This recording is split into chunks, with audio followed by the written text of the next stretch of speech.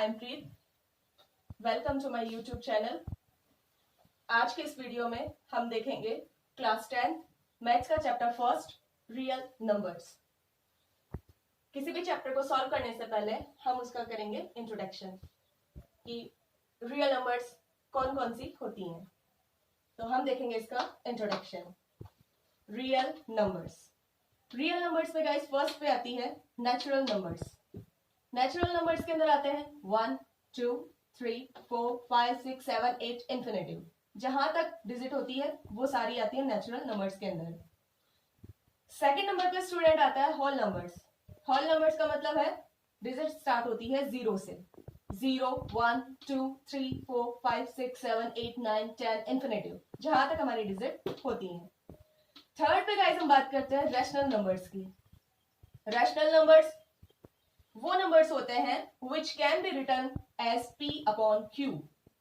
ऐसे नंबर्स जिनको हम लिख सकते हैं p upon q की फॉर्म में, where q is not equivalent to 0, जहां पे जो q है वो 0 के इक्वल नहीं होता है। फोर्थ नंबर पे हम बात करते हैं इर्रेशनल नंबर्स। इर्रेशनल नंबर्स जो कि अपोजिट होते हैं रैशनल नंबर्स के। इर्रेशनल नंबर्स का मतलब होता है which can not be written as p upon q, ऐसे डिजिट जिनको हम p अपॉन q की फॉर्म में नहीं लिख सकते। इसके अंदर हम एक चीज और देखते हैं, whose decimal expansion are not terminating and recurring। यहाँ पे आपको दो वर्ड दिख रहे होंगे, terminating and recurring। terminating का मतलब होता है जो कभी भी खत्म नहीं होता, जो कभी समाप्त नहीं होता। एंड recurring का मतलब होता है जिनकी कभी भी रिपीटेशन नहीं होती, यानी जो कभी दोहराया नहीं जाता, जो कभी रिपीट नहीं किया जाता। यहाँ जो मैं गाइस आपको हिंदी वर्ड्स बता रही हूँ, ये जो हिंदी वर्ड्स हैं वो ना केवल इंग्लिश मीडियम वालों के लिए बल्कि हिंदी मीडियम वालों के लिए भी यूजफुल होंगे। इसलिए मैं आपको यहाँ पे थोड़ा अच्छे से एक्सप्लेन कर रही हूँ ताकि आज का जो वीडियो है वो इंग्लिश मीडियम वालों के साथ साथ में हिंदी मीडियम वालों के लिए भी यूजफुल हो। तो इर्रेशनल नंबर्स का मतलब हो गया कि जिनको हम p अपॉन q की फॉर्म में नहीं लिख सकते हैं, एंड जिनके जो डेसिमल्स हैं वो ना तो कभी खत्म होते हैं, is not terminating and not recurring, और जिनको ना तो कभी खत्म होते हैं ना कभी जिनको रिपीट किया जा सकता है, यानी कि ना जिनको कभी बार बार में दोहराया जा सकता है। तो इतनी देर हमने बात की थी रियल नंबर्स की। इसके बाद रियल नंबर्स के बारे में जानने के बाद में हम लोग बात करेंगे न्यूक्लिड्स डिवीजन लेमा, क्योंकि जो हम एक्सरसाइज 1.1 में देखने वाले हैं न्यूक्लिड डिवीजन के बारे में, तो उससे पहले गाइस हमें पता होना चाहिए कि न्यूक्लिड डिवीजन लेमा होता क्या है एक्चुअल में। What is Euclid division lemma? इसकी हम बात करें, if a and b are two positive integers। Guys सबसे पहले आपको पता होना चाहिए कि पॉजिटिव इंटीजर्स क्या होते हैं। इंटीजर्स दो टाइप के होते हैं, positive and negative. Positive integers जिसमें हम बात करते हैं +1, +2, +3, +4, +5, एंड नेगेटिव इंटीजर्स के अंदर आते हैं स्टूडेंट्स -1, -2, -3, -4 इन्फिनिटिव। ओके, वापस हम देखते हैं, if a and b are two positive integers then the condition is a equals to bq plus r। यहां जो a है इसका मतलब है डिवाइडेड, जो b है इसका मतलब है डिवाइजर, q का मतलब है क्यूशेंट, r का मतलब है रिमाइंडर। यानी जब हम कोई डिवाइड करते हैं तो उसके अंदर हमें ये सारी चीजें काम आती है। तो डिवाइडेंड को हमने यहां लिखा है a, डिवाइजर को हमने लिखा है b, क्यूशेंट को हमने लिखा है स्मॉल q, एंड रिमाइंडर को हमने लिखा है स्मॉल r।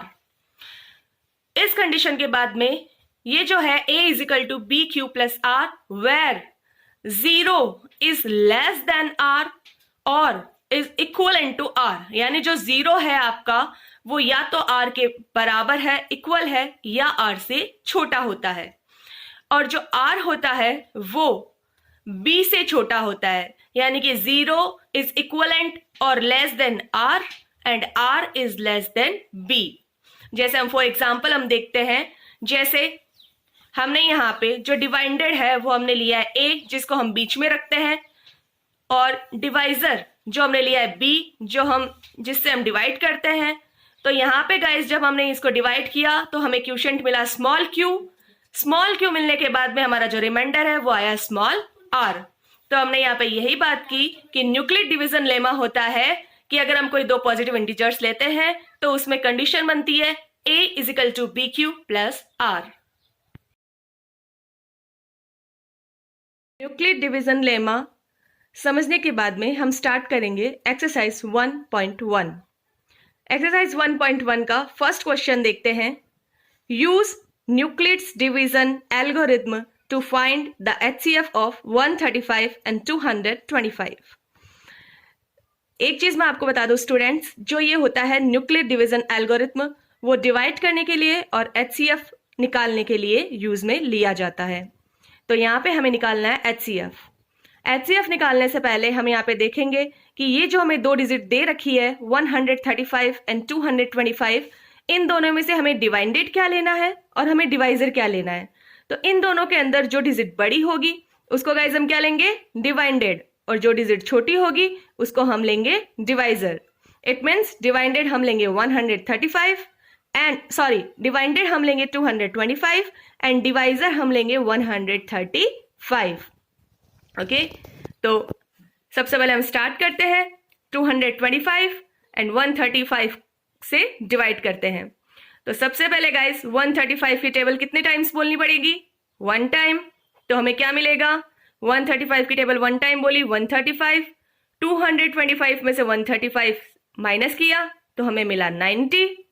ठीक है गाइस, तो यहां पे हम इस लाइन को कैसे लिख सकते हैं, 225 इक्वल्स टू 135 इंटू 1 प्लस 90।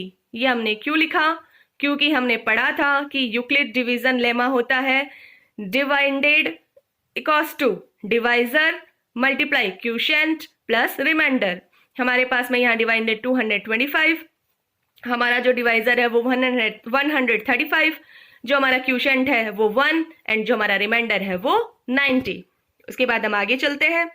आगे हम देखेंगे जो हमारा जो पहले डिवाइजर था वो अब हमें क्या बना लेना है, उसे हमें बना लेना है डिवाइडेड। यानी जो हमारा डिवाइजर था 135, इसे हम बना लेंगे डिवाइडेड। और 90 को टेबल हमें कितनी बार बोलनी पड़ेगी, 1 टाइम। 91 जा 90, 135 में से 90 गए तो पीछे बचते हैं गाइस 45। तो हम यहाँ पे सेकंड लाइन लिखेंगे 135 is equal to 90 into 1 plus 45।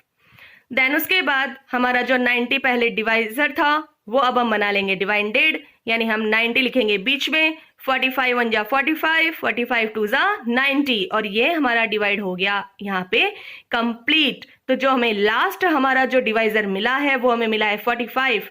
तो थर्ड लाइन हम लिखेंगे 90 is equal to 45 into 2 plus 0, क्योंकि हमारे पास में जो रिमाइंडर है वो कुछ बचा ही नहीं, तो हमने रिमाइंडर की जगह लिखा है 0।